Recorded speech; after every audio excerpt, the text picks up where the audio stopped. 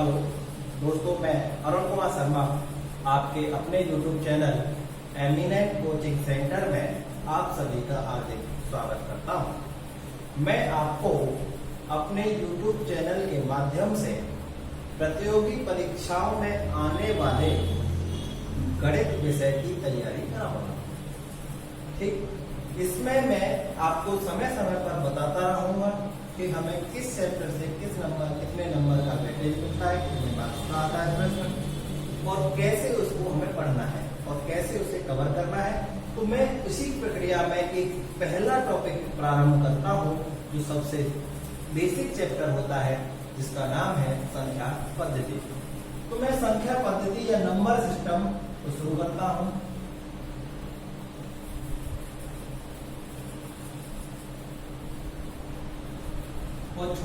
Important part है, ठीक, लेकिन इसमें बहुत छोटी छोटी चीजें हैं जो बहुत ज्यादा इम्पोर्टेंट है। तो मैं शुरू करता हूँ सबसे छोटी चीज कि भैया संख्याएं कैसी कैसी होती हैं। सबसे बेसिक पार्ट बनता है कि भाई हमें संख्याएं कैसी हैं। तो संख्याओं के बारे में हमें सब कुछ पहले सीखना है, फिर हम आगे इसको लेकर चलेंगे। तो जैसे संख्या मैंने देखी, तो संख्या में दो भाग में काट सकता हूँ। पहला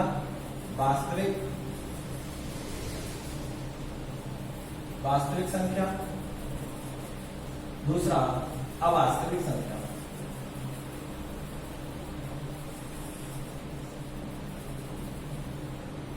दो संख्या बनाई मैंने, होती है मेरे यहाँ, एक होती है वास्तविक और दूसरी होती है अवास्तविक। तो देखिए वास्तविक संख्याएं कौन सी हैं। तो देखो एक छोटी सी बात है, हमने बचपन में भी पढ़ी थी कि भाई हमारे पास एक रेखा होती थी, उस रेखा पर हमारे दोनों तरफ अंक रखे जाते थे। दाईं ओर के अंक रखे जाते थे, इस और बाईं ओर। देखो जो दाईं ओर रखे जाते हैं वो हमेशा धनात्मक होते हैं, और कहां तक इतने भी हो सकते हैं। इसी तरीके से हमने बचपन में देखा था कि कुछ इधर भी रखे होते हैं, जैसे -1, -2, -3। अब हम कहते हैं कि भाई साहब वास्तविक संख्या वही संख्या है जिन्हें हम इस रेखा पर व्यक्त कर सकते हैं, या एक सरल रेखा पर व्यक्त की जा सकने वाली सभी संख्याएं हमारी वास्तविक संख्याएं होती हैं। तो इसलिए हमारी वास्तविक संख्या कौन सी हुई? ये वे संख्या हुई जिनको हम एक सरल रेखा पर व्यक्त कर सकते हैं। वो संख्या कैसी होंगी? हमारी वास्तविक संख्याएं होंगी। ठीक, अब वास्तविक संख्याओं में क्या दशमलव वाली संख्या शामिल है या नहीं? तो हमेशा ध्यान रखना दशमलव की भी संख्या वास्तविक संख्याएं होती है।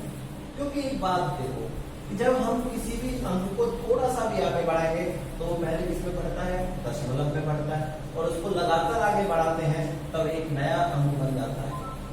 जैसे मान लो मैं 1 था, 1 में मैं 0.1 प्लस करता रहूं तो कहीं न कहीं जाके क्या बनेगा? 2 बनेगा। अब मैंने 1 से लेकर 2 तक की यात्रा में जो मैंने 1 को जोड़ा था, तो मैंने 0.1 को ही तो जोड़ा है, और ये जोड़ा है तो भैया ये भी किसमें आए होंगे? सरल रेखा में आ गए। तो इसका मतलब ये भी नंबर कैसे हैं मेरे पास? सभी के सभी वास्तविक संख्या है। ठीक, अब आगे चलते हैं, अब बात करते हैं अवास्तविक संख्या की। तो जैसे इसकी परिभाषा थी कि इसकी परिभाषा क्या बनाई हमने कि भैया वो संख्याएं जो एक सरल रेखा पर व्यक्त होंगी वो सभी की सभी कैसी है? हमारी वास्तविक। तो ठीक उसका उल्टा कर दें कि भैया जो सरल रेखा पर व्यक्त नहीं की जा सकती वो सभी संख्या कैसी होंगी? अवास्तविक या इमेजिनरी नंबर। ठीक, अब आगे बात करते हैं। दूसरा बात क्या होगा कि आखिर ये संख्या होती कैसी है? जब ये हमारी वास्तविक है तो हमें अवास्तविक संख्या भी तो देखें कि आखिर ये संख्या कौन सी होती है। तो देखिए अवास्तविक संख्या वे संख्या है जिनका वर्गमूल भी कैसा रहता है? ऋणात्मक रहता है। ठीक, जैसे √15, √-19, √-20, इस तरीके की संख्या क्या होंगी? हमारी अवास्तविक संख्या होंगी। क्योंकि देखो जैसे मान लो मेरे पास √16 -16। अब एक बात बताओ, जब मैं वर्गमूल लूं तो इसका वर्गमूल लूंगा, तो अगर ये √16 होता तो इसका वर्गमूल क्या आता हमारे पास 4 आता। लेकिन मैंने क्या लिखा है इसको माइनस का अंडर रूट, क्यों? क्योंकि ये 4 क्यों आया, दोनों तरफ क्या होगा 4 गुना। अब जब इसी तरीके से इसके फैक्टर करूंगा, इसके फैक्टर करूंगा तो क्या आएगा 4 into 4 तो आएगा, लेकिन 4 भी कैसा आएगा माइनस का। अब माइनस इंटू माइनस जब मैं करता हूं तो क्या कभी माइनस बचता है? क्योंकि माइनस माइनस का जब गुणा किया जाता है तो संख्या हमेशा किसमें बदल जाती है हमारी प्लस की हो जाती है। लेकिन यहाँ पे भी कैसी रहेगी हमारी माइनस की रह गई। तो अगर मेरे पास संख्या का वर्गमूल लेने के बावजूद भी संख्या अगर मेरी माइनस की ही आती है तो वो संख्या कैसी होती है मेरे पास अवास्तविक संख्या होती है या इमेजिनरी नंबर होता है। ठीक, तो कह सकते हैं कि जिन संख्याओं का वर्गमूल ऋणात्मक आता है वो सभी संख्याएं क्या कहलाएंगी मेरी अवास्तविक संख्याएं कहलाएंगी। ठीक, अब देखिए, अब इन अवास्तविक संख्याओं को व्यक्त करने के लिए हमने एक शब्द ढूंढा छोटा सा, क्योंकि देखो हम जानते हैं जैसे मान लो अंडर रूट 19 है, अगर इस अंडर रूट 19 में मैं -1 का गुणा करूं, अंडर रूट -1 का गुणा किया तो गुणा करूंगा तो ये किसके अंदर हो जाएगा, है तो यही नंबर। अब इसको गुणा करते ही अंदर माइनस का। अब इस अंडर रूट -1 को मैंने एक नाम दिया और इसको कहा कि भैया ये होता है आयोटा।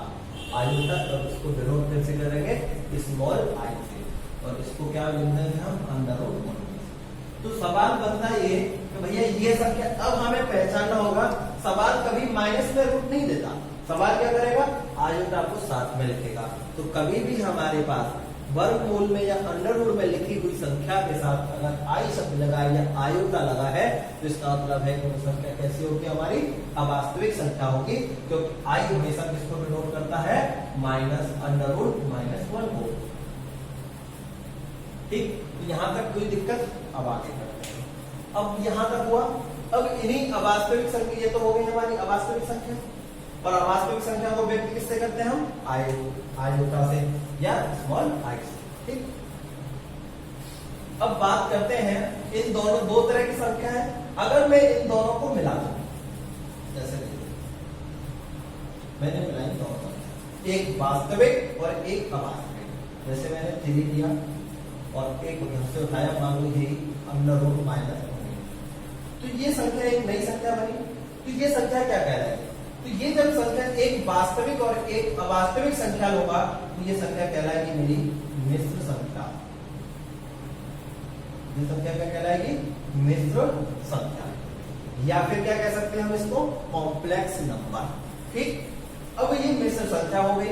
अब इस मिश्र संख्या को भी तो हम दूसरे तरीके से लिख सकते हैं, कैसे लिखेंगे a + अंडर रूट 19, क्योंकि हमें पता है कि इस -1 की वैल्यू क्या है अंडर रूट -1 है, और इसको किससे व्यक्त कर सकते हैं हम आई से कर सकते हैं इस वाले से, तो हम क्यों ना इसको इसके साथ ही व्यक्त कर दें। तो मेरे पास ये भी संख्या कैसी बनी है, ये भी अवास्तविक मिश्र संख्या हो गई। क्यों? क्योंकि इसमें अंडर रूट 19 कैसी संख्या है मेरे पास अवास्तविक संख्या है, और 3 कैसी संख्या है वास्तविक संख्या। तो जब एक वास्तविक संख्या और एक अवास्तविक संख्या दोनों को जब मिलाया जाता है तो संख्या कैसी बनती है मेरे पास हमेशा मिश्र संख्या बनती है। ठीक, अब हम थोड़ा सा आगे चलते हैं। अब देखते हैं कि मिश्र संख्या कैसे हल होती है, मिश्र संख्याओं का क्या बनता है।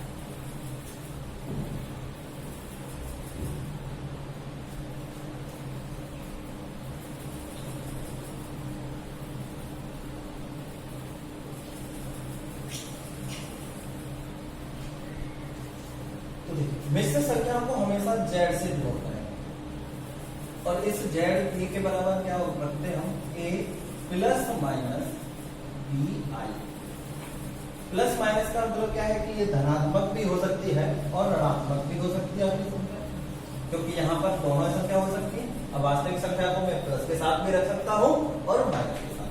ठीक, अब यहाँ पर इसका क्या निकालेंगे, हमेशा इसका मैग्नीट्यूड निकाला जाता है। मिश्र संख्या से क्या निकालेंगे मैग्नीट्यूड या मापांक। तो अब इसका मैग्नीट्यूड कैसे निकालते हैं, तो देखो मैग्नीट्यूड हमेशा इसका होगा a² + b² के बराबर होगा। जैसे मेरे पास अभी संख्या थी, जैसे मैं एक संख्या लिखता हूं 3 + अंडर रूट 4i। ये मेरा मिश्र संख्या हो गई।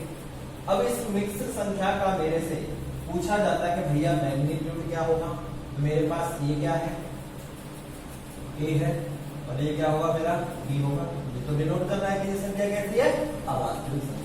अब मैं इनको मिला तो देखो ए का स्क्वायर कितना हो गया 9 प्लस कितना 4 का स्क्वायर करूंगा तो कितना होगा अंडर रूट 4 का, तो 4 का स्क्वायर करूंगा तो क्या बैठेगा, 16 बैठेगा। तो टोटल कितने हो गए 16 और 9 25। 25 को जब मैं बाहर लूंगा तो क्या बनेगा मेरे पास 5 आएगा। तो इसका मैग्नीट्यूड क्या होगा इस संख्या का 5 होगा। ठीक है, अंडर रूट 4 4 4 आई। ठीक, क्योंकि मैं इसको क्या डिनोट कर चुका हूं। ठीक है, और इसका मैग्नीट्यूड क्या हो जाएगा 25 हो गया। ठीक, यहां तक कोई दिक्कत हो तो बता। अब आगे चलते हैं, अब वास्तविक संख्याओं का भी हम क्लासिफिकेशन करते हैं। तो वास्तविक संख्याओं का क्लासिफिकेशन देखते हैं कैसे होगा।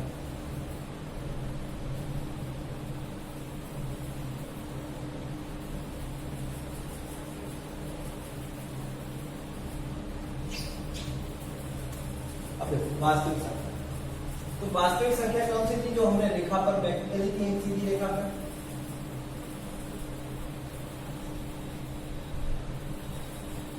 ठीक, तो अब वास्तविक संख्याओं की बात करते हैं। तो वास्तविक संख्या क्या है, इनको मैं दो भाग में बांटूंगा। एक होगा पूर्णांक और एक होगा आपके पास दशमलव। दो तरह की रहेंगी, जैसी जैसी एक पूर्णांक होंगी और एक इसमें होंगी दशमलव, या पूर्णांक हो या इंटीजर, डेसिमल या दशमलव। ठीक, अब देखिए पूर्णांक का, अब यहाँ पर पूर्णांक का भी हमने बंटवारा किया। तो पूर्णांक बेसिकली दो तरह के रहते हैं, धनात्मक और ऋणात्मक।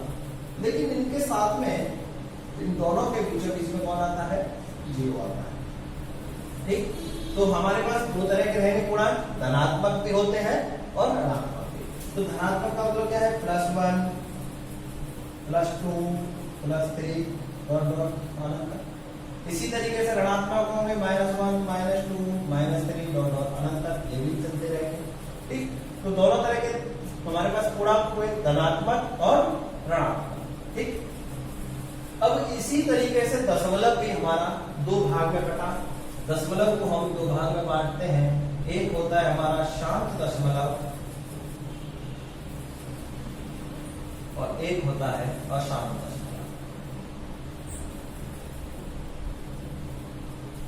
दो तरह का दशमलव रहेगा, एक होगा कैसा शांत दशमलव और एक होगा कैसा हमारा अशांत दशमलव।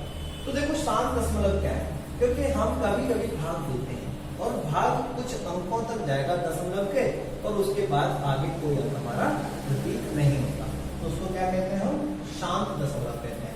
जैसे मान लो कि मैंने लिखा 0.21, तो इसका मतलब क्या है कि ये कैसा हो गया शांत दशमलव, क्योंकि इसके बाद कोई भी अंक अपना रिपीटेशन नहीं कर रहा, कुछ अंक तक चला और उसके बाद वो आगे नहीं बढ़ा। तो इसका मतलब क्या है कि वो दशमलव कैसा है, शांत है, जिसको हम एक भिन्न के रूप में व्यक्त कर सकते हैं। जैसे मैं इसको 0.21 को है, इसको हल करूंगा, दशमलव घटाऊंगा, उसकी जगह क्या रखूंगा 100। ये क्या बन गया, P/Q की फॉर्म में चला गया। तो शांत दशमलव किसमें रखा जा सकता है, P/Q की फॉर्म में होगा। ठीक, जैसे मान लो मैं एक और संख्या देता हूँ, जैसे मैंने लिख दिया 375। 0.375 भी कहता है शांत दशमलव है।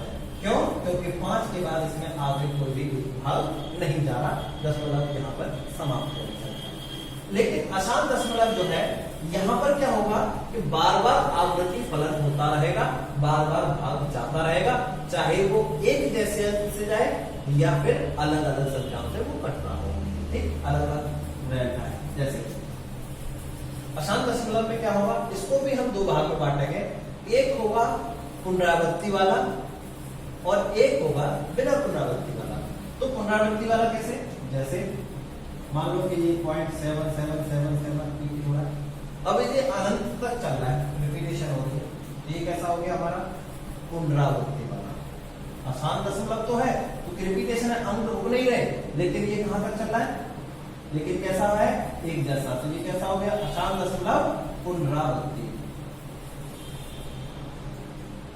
ठीक, अब ऐसा ही एक इसमें दूसरा होगा कि जहां पर क्या होगा, पुनरावृत्ति नहीं होगी, या इसको कह सकते हैं हम रिपीटिंग। जैसे इसको ऐसा भी होता है, ये रिपीटिंग वाला, देखो ऐसा भी हो सकता है 3 5 3 5 3 5, ये चलता है, या ऐसा चल रहा है 3 5 7 3 5 7। कोई एक जैसा पैटर्न बार बार रिपीट होगा तो वो क्या कहलाएगा, हमारा पुनरावृत्ति या रिपीटिंग अशांत दशमलव। ठीक है, रिपीटिंग वाला कैसा होगा, अशांत दशमलव तो है लेकिन कैसा है, टर्मिनेटिंग। एक तो टर्मिनेटिंग हो गया, जो समाप्त हो जाएगा, दूसरा क्या है कि जो कभी समाप्त नहीं होगा और चलता रहेगा। ठीक है, उसको क्या कहेंगे हम, रिपीटिंग। एक होगा कि बिना पुनरावृत्ति का,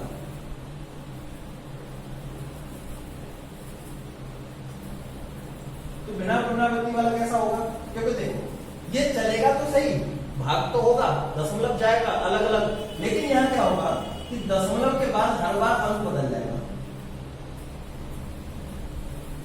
इस तरीके से अंक बदलता रहेगा।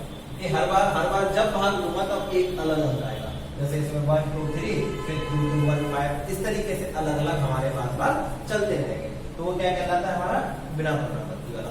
और इसको हम कभी भी P/Q के रूप में नहीं लिख सकते हैं। ठीक, लेकिन मेरे पास शांत दशमलव और पुनरावृत्ति वाला अशांत दशमलव दोनों को मैं आपको किसमें रख सकता हूं, P/Q के रूप में लिख सकता हूं, जिसको मैं अभी आगे फाइनल करूंगा। ठीक है, अब चलते हैं, यहां तक कोई दिक्कत नहीं होगी और इसमें आगे करते हैं। तो हमने पूर्णांक पढ़ा, तो पूर्णांक हमारे पास दो तरह का, एक धनात्मक एक ऋणात्मक, और बीच में कौन होगा, 0 होगा। इसी तरीके से दशमलव वाला संख्या पढ़ा हमने, तो दशमलव में क्या होगा, दो तरह का, एक शांत और एक अशांत। शांत दशमलव में क्या होगा कि भाई कुछ अंकों तक भाग जाएगा, उसके बाद भाग जाना बंद हो गया, तो वो कैसा हो गया हमारा शांत दशमलव। अब हमने पढ़ा अशांत दशमलव। अशांत दशमलव भी हमारा कितने प्रकार का है, दो तरह का है। एक अशांत दशमलव क्या है कि भाई बार बार अंक एक ही जैसे अंक जो है रिपीट होते रहेंगे, या एक जैसे पैटर्न से अंकों का रिपीटेशन होगा, जैसे 0.77 या 0.353535, जैसे नीचे हो रहा है 357 357, एक जैसा पैटर्न ही बार बार रिपीट होगा, तो वो क्या कहलाएगा, पुनरावृत्ति वाला या रिपीटिंग। इसी तरीके से क्या होगा, नॉन रिपीटिंग। नॉन रिपीटिंग में क्या होगा, या बिना पुनरावृत्ति वाले में क्या होगा कि हर बार भाग जब जाएगा तो एक अलग अंक हमें रैंक में मिलता रहेगा, तो वो क्या कहलाता है, हमारा बिना पुनरावृत्ति वाला कहलाएगा। ठीक, ये तो था हमारा दशमलव का। ठीक, अब यहीं से आगे चलते हैं इसमें।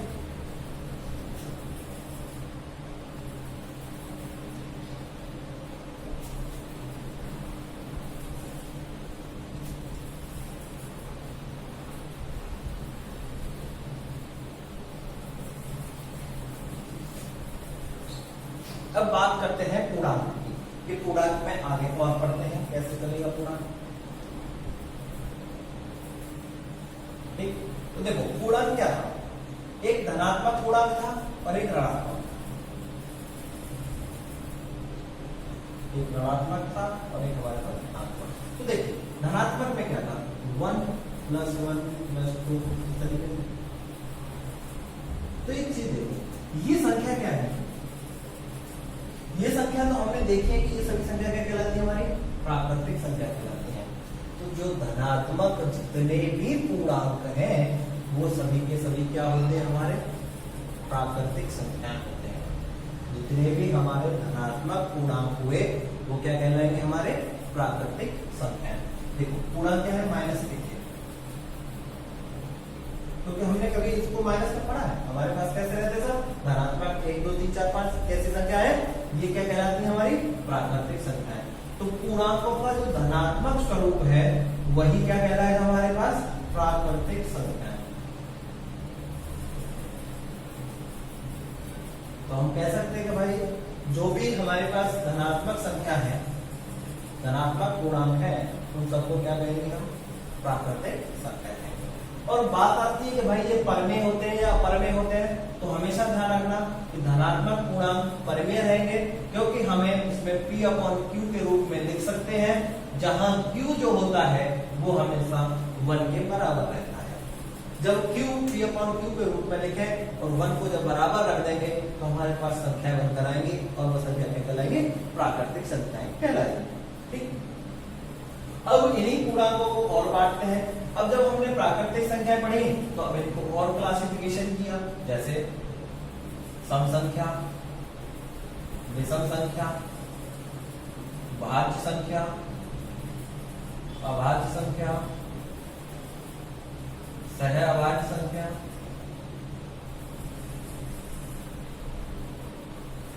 ये इस तरीके से संख्याएं और बांटी। तो देखो सम संख्या कौन सी है, तो देखिए दो सम संख्याएं क्या है, ये वे संख्याएं होती हैं जो हमेशा 2 से पूर्णतः विभाजित होती है। सम संख्या क्या होंगी, वे संख्याएं जो हमेशा 2 से पूर्णतः विभाजित हो, वो क्या कहलाएंगी, सम। इसी का ठीक उल्टा है कि भैया जो संख्याएं 2 से विभाजित नहीं होती वो सभी संख्या क्या कहलाएंगी, हमारी विषम संख्या कहलाएंगी। अब बात आती है, ये तो सब बचपन से पढ़े हुए हैं, अब बात आती है भाज्य और अभाज्य संख्या की। तो सबसे पहले बात समझते हैं हम अभाज्य की।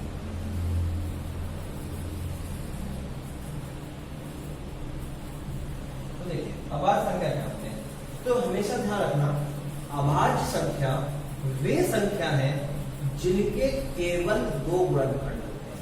अभाज्य संख्या कौन सी है, जिनके केवल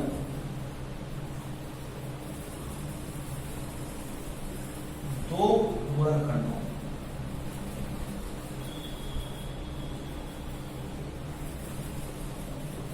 जिनके केवल क्या होते हैं, 2 गुणनखंड होते हैं, वो संख्या क्या कहलाती है, हमारी अभाज्य संख्या।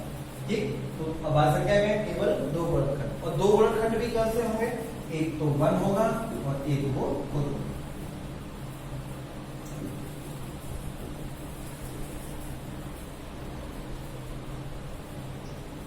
ये दो अगर किसी संख्या के गुणनखंड है तो वो संख्या क्या होगी, अभाज्य संख्या होगी। ठीक, अब बात करते हैं कि भाई अभाज्य संख्या है कौन सी सबसे पहली। तो देखिए अब बात करें कि भाई देखो हमारे पास 1 भी है, 2 भी है, 3 भी है, मान लीजिए है। तो अब इस तरीके की संख्याओं में अब हम छाटे कि अभाज्य संख्या कौन सी है। तो हमने अभी एक ही चीज पढ़ी कि जिन संख्याओं के केवल 2 गुणनखंड होते हैं वो संख्या क्या कहलाती है, हमारी अभाज्य संख्या। तो देखो 1 की बात की जाए तो देखो 1 है, 1 को 1 से जब डिवाइड करोगे आप तो आपके पास या तो 1 क्या रहेगा, फैक्टर खुद को मानो, या फिर वो क्या रहेगा, तय वाली बात हो गई। इसलिए कभी भी एक अभाज्य संख्या में शामिल नहीं होता। इसीलिए हमारी सबसे पहली अभाज्य संख्या हमेशा क्या बनती है, या सबसे छोटी अभाज्य संख्या क्या बनेगी, 2 होगी। देखिए 2 कीजिए, तो 2 को जब डिवाइड करोगे तो आप 2 से करोगे, 2 तो आपके पास क्या हो गया, एक तो वो स्वयं हो गई और दूसरा फैक्टर क्या हो गया, उसका 1 हो गया। इसलिए कि हमें केवल क्या चाहिए थे, 2 फैक्टर चाहिए, तो दोनों फैक्टर हमारे पास सबसे पहले किसमें मिले, 2 में मिले। तो इसलिए 2 कैसी होगी, हमारी सबसे छोटी अभाज्य संख्या। अब देखिए 2 सबसे छोटी अभाज्य संख्या होने के साथ साथ इसके पास एक और गुण है, जो क्या है, जो सबसे महत्वपूर्ण गुण है, ये सम होने के बावजूद भी एक सम संख्या है। सम के साथ साथ भी कैसी है, अभाज्य संख्या। 2 तो कैसी संख्या थी, हमारी सम है, क्योंकि 2 से सब कटने वाले जब फाइनल होंगे डिसाइड किए जाएंगे तो क्या होगा, 2 तो सम ही होगा। तो जब 2 सम संख्या भी है और हमने अभी ये किस कैटेगरी में भी है कि भाई केवल 2 ही गुणनखंड हो रहे हैं, तो जब 2 ही गुणनखंड हो रहे हैं तो सम होने के साथ साथ कैसी संख्या हो गई, अभाज्य संख्या हो गई। तो ये जितने भी हमारी पास संख्या है उन सभी संख्याओं में 2 एक ऐसी संख्या है जो सम होने के साथ साथ अभाज्य संख्या भी है। ठीक, तो अभाज्य संख्या समझ है। ठीक, अब ये अभाज्य संख्याओं के बारे में और भी चीजें। तो देखिए अभाज्य संख्याएं कितने कितने में कैसे कैसे कहां कहां कितनी कितनी होती हैं, ये चीज भी हमें इसमें आगे अभी देखना होगा। ठीक है, तो अभी यहां तक तो कोई दिक्कत नहीं, इसे नोट करते हैं। ठीक, अब बात करते हैं अभाज्य संख्या की। तो देखिए अब मैं कहूं कि भाई 1 से लेके 50 तक कितनी अभाज्य संख्या होगी,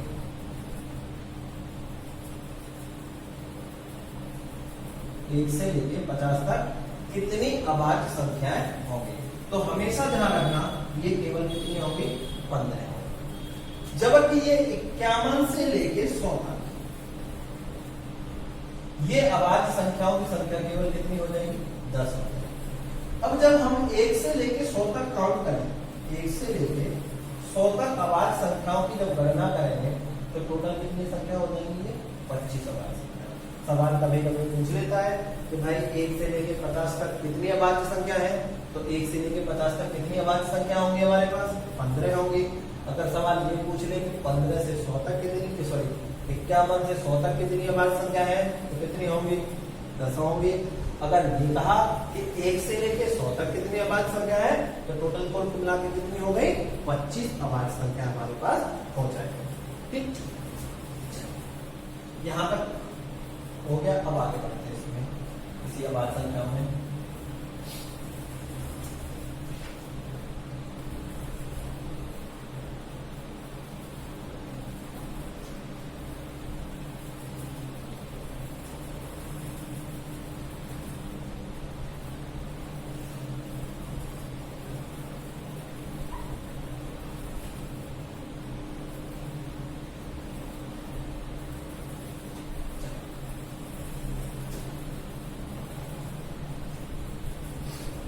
अब देखिए अभाज्य संख्याओं को और आगे क्लासिफिकेशन करते हैं।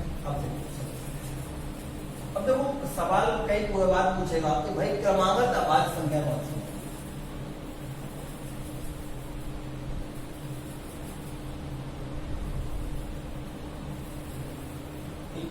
तो क्रमागत अभाज्य संख्या क्या होगी? तो देखो क्रमागत अभाज्य संख्या वे संख्याएं होंगी जिनके बीच में क्या हो? बराबर अंतर हो। तो देखिए ये केवल एक ही सेट है जो है हमारा 3, 5 और 7, क्योंकि इस दोनों के बीच में क्या है? समान अंतर है।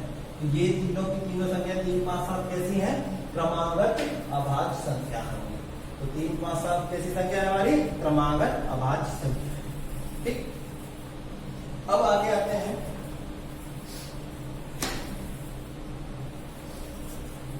अब आती है एक होता है ट्विन प्राइम, या ऐसी अभाज्य संख्याओं के जोड़े जिनके बीच में केवल एक संख्या सम आती है। ऐसी संख्याओं के जोड़े जिनके बीच में केवल कैसे आते हैं? एक सम संख्या आती है। तो देखिए शुरू करते हैं। तो या इन्हें ट्विन प्राइम भी कहते हैं, या ऐसी संख्या जिनके बीच में क्या हो? केवल एक सम संख्या आती हो। तो ऐसी संख्याओं के जोड़े बनाते हैं। तो देखिए 3, 5, ठीक, 3, 5 के बाद कौन सी है? 7 है। 7 11 में ज्यादा हो जाएगा। एक कौन सा बना जोड़ा?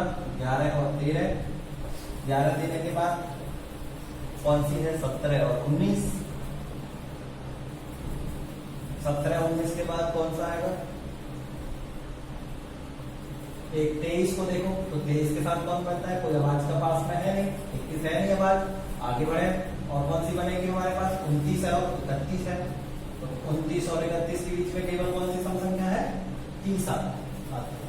तो ये जोड़े कैसे हमारे? ट्विन प्राइम कह सकते हैं, या ये कह सकते हैं कि ये वे अभाज्य संख्या है जिनके बीच में केवल एक सम संख्या होती है। तो ये कैसे कहलाती है? ट्विन प्राइम नंबर कहलाएंगे, या ऐसे संख्या जिनके बीच में केवल एक सम संख्या आती है। ठीक, ये तो थी हमारी अभाज्य संख्या। तो हमने अभाज्य संख्याओं में पढ़ा कि भाई कैसे कैसी होंगी। सबसे छोटी अभाज्य संख्या कौन? 2 होगी। क्यों होगी? क्योंकि उसके केवल 2 ही फैक्टर होते हैं। सबसे पहली संख्या ऐसी है 2 जो इसके 2 फैक्टर होते हैं। क्योंकि हमारी अभाज्य संख्याओं की प्रॉपर्टी क्या कहलाती है कि भाई ऐसी संख्या जिसके केवल 2 ही गुणनखंड हो सकते हैं वो क्या कहलाती है? हमारी अभाज्य संख्या कहलाती है। इसीलिए 2 कैसी होगी? हमारी अभाज्य संख्या। अब उसके बाद बात आती है कि भाई क्रमागत अभाज्य संख्या कौन सी है? तो क्रमागत अभाज्य संख्या केवल कौन सी है? 3, 5 और 7 कैसी है? क्रमागत अभाज्य संख्या है। इसी तरीके से दूसरा एक और सेट पढ़ाया मैंने आपको, पढ़ाया ट्विन प्राइम, या ऐसी संख्याओं का जोड़ा, ऐसी अभाज्य संख्याओं को जोड़े जिनके बीच में केवल एक सम संख्या आती है। तो वो मैंने आपके सामने लिखे। अब बात करता हूं सह अभाज्य या को प्राइम नंबर।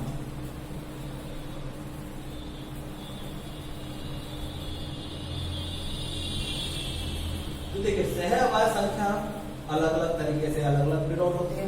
तो देखिए ये वो है जिन संख्याओं का एचसीएफ या मासा पर हमेशा क्या आता है? 1। सह अभाज्य संख्या कैसी है? जिनका मासापा केवल कितना आए 1 आए, वो संख्या क्या होंगी हमारे पास, सह अभाज्य संख्या कहलाएगी।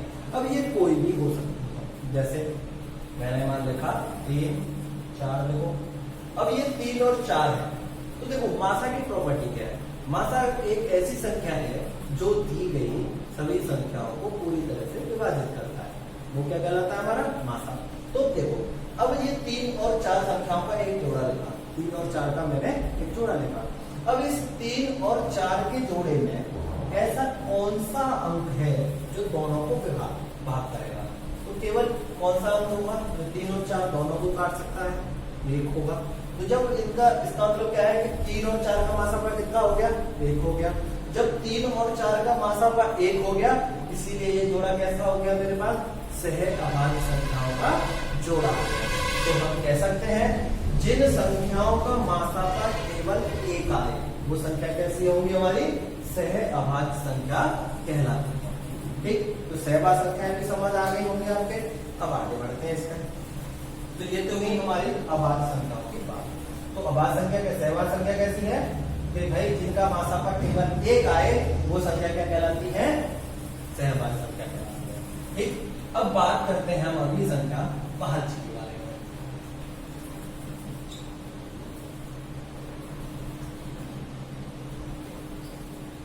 तो देखिए भाज्य संख्या कैसे होती है।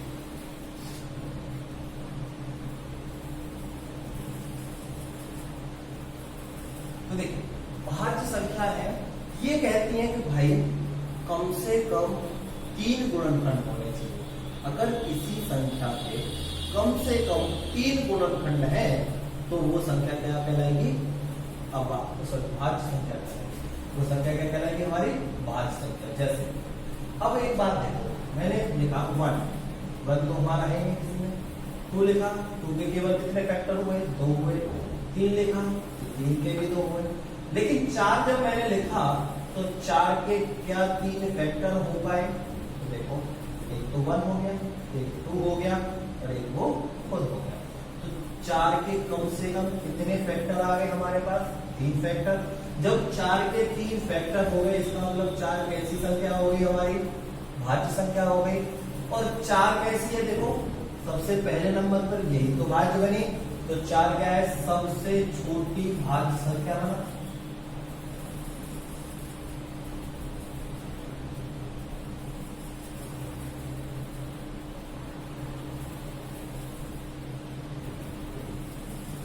तो 4 कैसी संख्या हो गई हमारी, सबसे छोटी भाज्य संख्या हो गई। तो फिर 4 के क्या हुए, सबसे पहले 3 फैक्टर हो गए, इसलिए 4 कैसी है हमारी, सबसे छोटी भाज्य संख्या। तो सवाल कभी पूछ ले कि भाई सबसे छोटी भाज्य संख्या क्या होगी, तो कौन सी होगी, 4। अब इसी में मैं थोड़ा सा आगे बढ़ता हूं, क्योंकि देखो 4 कैसी संख्या है, सम संख्या है, क्योंकि 2 से कटती है। तो ये हम इसको ये भी कह सकते हैं कि 4 सबसे छोटी समभाज्य संख्या है। 4 क्या है, छोटी होने के साथ साथ कैसी है, सम भी है। तो 4 सबसे छोटी समभाज्य संख्या भी है। अब जब इधर हमने देखा कि 4 सबसे छोटी सम है, तो ऐसी एक और कोई एक संख्या और होगी जो विषम होने के साथ साथ क्या होगी हमारी, भाज्य भी होगी। तो सबसे छोटी भाज्य संख्या विषम में देखें,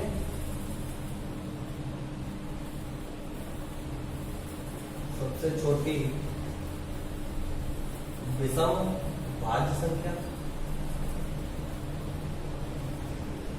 इसकी बात करें तो सबसे छोटी भाज्य विषम संख्या देखो 5 हमारी अभाज्य हो गई, 6 तो सम हो गया, 7 अभाज्य हो गई, 8 सम हो गई, बचा कौन सी का, 9। तो फिर 9 क्या है, 2 से नहीं कटता, तो 9 कैसी संख्या है हमारी, विषम संख्या है। क्या इस 9 के 3 फैक्टर होते हैं, अगर इसके 3 फैक्टर हो गए तो क्या होगी, ये 9 कैसी संख्या कहलाएगा हमारा, भाज्य संख्या। तो देखें, तो देखो 1 3 और ये कितने हो गए, 9। तो मेरे पास इस वाले 9 के कितने फैक्टर हुए, 3 हुए। तो 9 तो कैसी संख्या है मेरे पास, विषम संख्या है। तो इसके और फैक्टर भी कितने हो रहे हैं, इसके 3 हो रहे हैं। तो इसका मतलब सबसे छोटी विषम भाज्य संख्या कौन कहलाएगा, 9 होगा। क्यों होगा, तो इसके 3 फैक्टर हो रहे हैं। तो मैं सीधे सीधे कह सकता हूं कि सबसे छोटी विषम भाज्य संख्या क्या कहलाएगी मेरी? 9 होगी। सबसे छोटी भाज्य संख्या क्या होगी? विषम 9। तो कोई भी अगर आपसे पूछे कि भाई सबसे छोटी विषम भाज्य संख्या क्या होगी, तो मेरा आंसर क्या होगा? 9। ठीक, ये हुई हमारी अभाज्य भाज्य संख्याएं पूरी हुई। अब आगे बढ़ते हैं। अब कुछ छोटी छोटी बेसिक चीजें हैं जो हमें काम देती हैं। अब बात आती है कि भाई भाज्य का भाज्य से गुणा करें, अभाज्य का अभाज्य से करें, परमेय अपरमेय, इन चीजों को भी हमें सीखना है।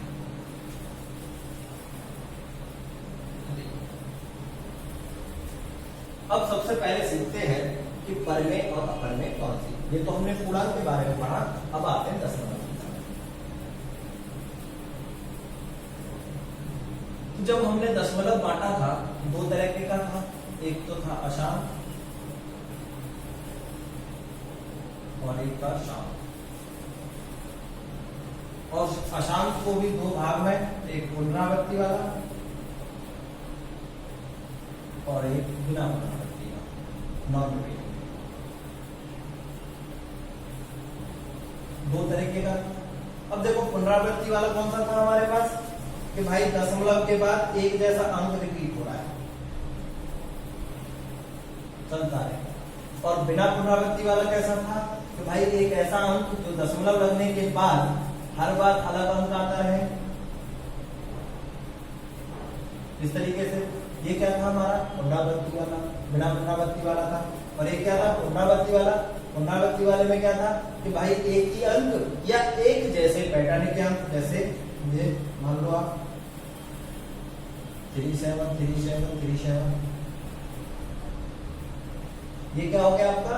पुनरावृत्ति है, लेकिन एक फिक्स पैटर्न का अंक नहीं, बल्कि क्या हुआ? एक पैटर्न बार बार बढ़ूंगा 3 7 3 7 का। तो ये भी क्या था हमारा? पुनरावृत्ति में था। एक क्या था हमारा? शांत था। शांत दशमलव में क्या कहा था हमने कि भाई एक ऐसा अंक, ऐसी दशमलव की संख्या जो कुछ अंक के बाद दशमलव आगे ना बढ़े, तो वो क्या कहलाता था? शांत दशमलव। जैसे 1.15 या ऐसे 0.35, ये सब कैसे हमारे शांत दशमलव है। अब देखो, अब हम इसमें से हल किस किस को कर सकते हैं और उसी से हम डिसाइड कर पाएंगे कि कौन सी संख्या परमेय होती है और कौन सी अपरमेय होती है। तो देखो, जैसे शांत दशमलव है, इस शांत दशमलव में मैं इस दशमलव को हटा सकता हूँ, हल कर सकता हूँ। इसको हल कर दूंगा तो क्या लिखा जाएगा? 3/20। अब जब मैंने 3/20 लिख दिया, तो एक बात बताओ, मैंने बचपन से पढ़ता आ रहा हूँ कि भाई परमेय संख्या कौन सी है? तो परमेय संख्या कौन सी होती है? जिनको मैं P/Q के रूप में लिख सकते हैं। जिनको हम क्या लिख सकते हैं? P/Q के रूप में। और जहां Q क्या होना चाहिए?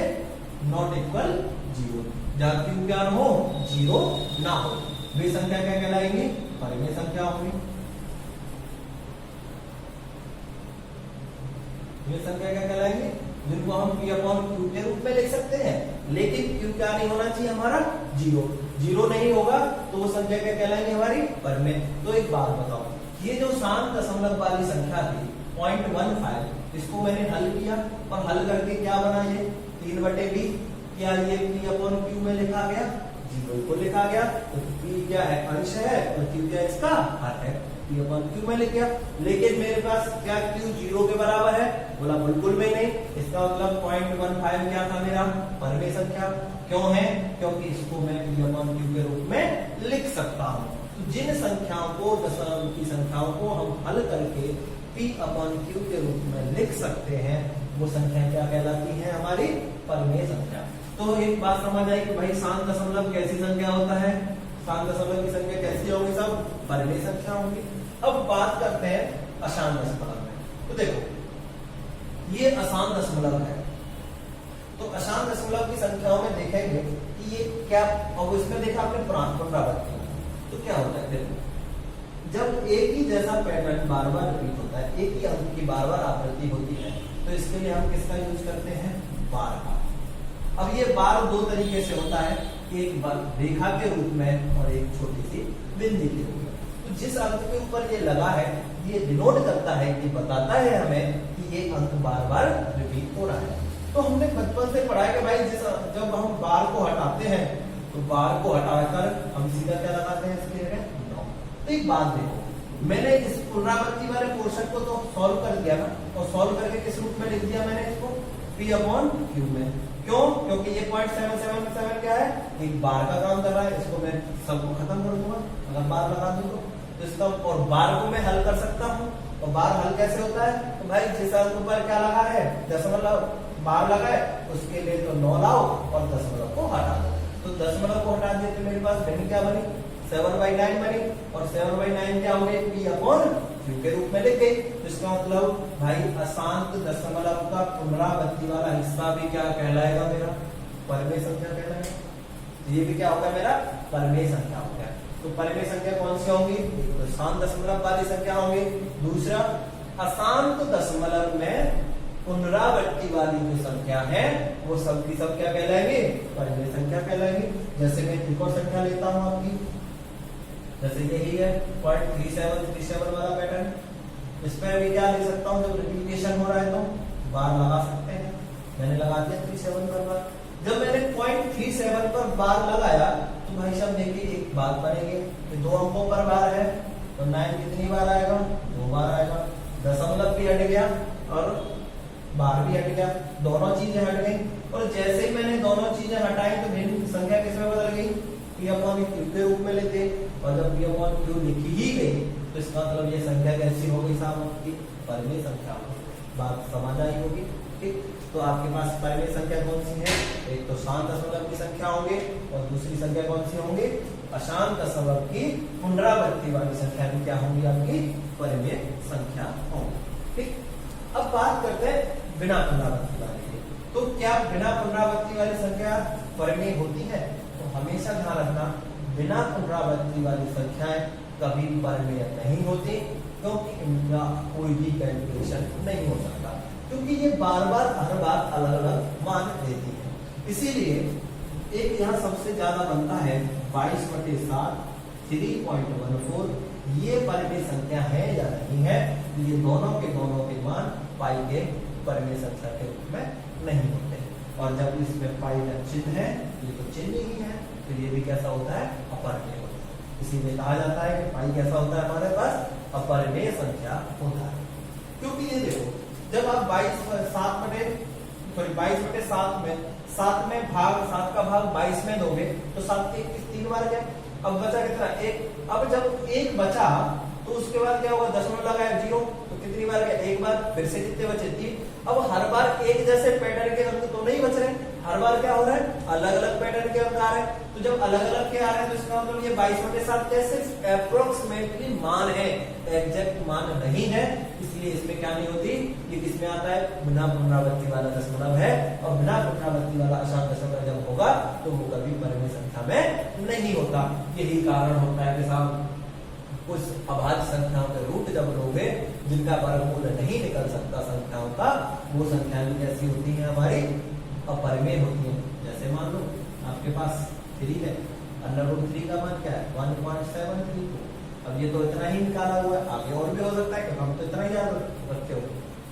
इसका मतलब ये भी कैसी, √3 भी कैसी हो गई, हमारी अपरिमेय संख्या हो गई। क्यों? क्योंकि ये किसमें आता है, अशांत दशमलव बिना पुनरावृत्ति वाली कैटेगरी में आता है, इसलिए ये कैसी संख्या होगी, हमारी अपरिमेय संख्या होगी।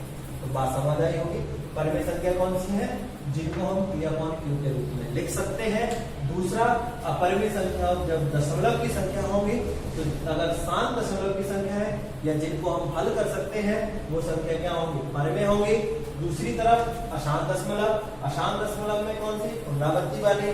जिन पुनरावृत्ति में का मतलब क्या है कि एक जैसा पैटर्न बार बार फॉलो हो, एक जैसा रिजल्ट आता रहे, वो संख्या भी कैसी होंगी, हमारी परिमेय संख्या होगी। क्यों? क्योंकि उन्हें हम P/Q के रूप में लिख सकते हैं, ठीक। तो यहाँ हमने आज सीखा कि संख्या हमारी कितने प्रकार की होती है, कैसे कैसे इनको बांटा हुआ है।